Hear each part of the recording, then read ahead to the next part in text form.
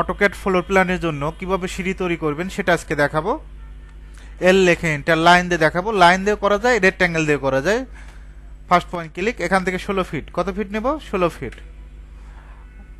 এদিকে 8 fit, just এদিকে আমরা 16 ফিট নিয়ে নেব।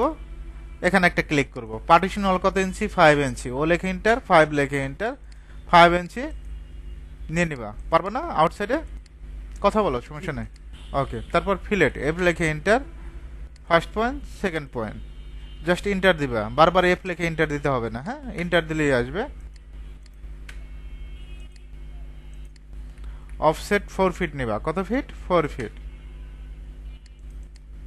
তারপর 10 ইঞ্চি করে ধাপ দিবা। অফসেট এখান থেকে 10 নিয়ে নিবা।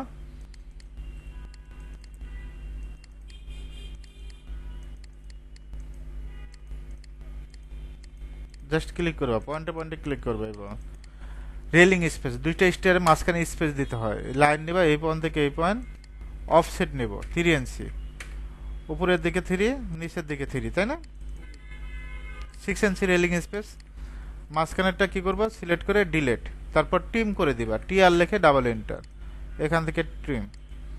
এখন আমরা এখানে একটা উইন্ডো বসাবো। এল লেখে এন্টার, লাইন নেবা এই পয়েন্ট থেকে এই পয়েন্ট। পারবো না? অফসেট 2 ফিট 6, তারপর ট্রিম করে দিব। টি আর লেখে ডাবল এন্টার, এটাও ট্রিম করে দিবা, এটাও ট্রিম করে দিবা। এটা সিলেক্ট করে ডিলেট। এখন রেক্ট্যাঙ্গেল নিবা, আর ইসি। রেক্ট্যাঙ্গেলের shortcut key?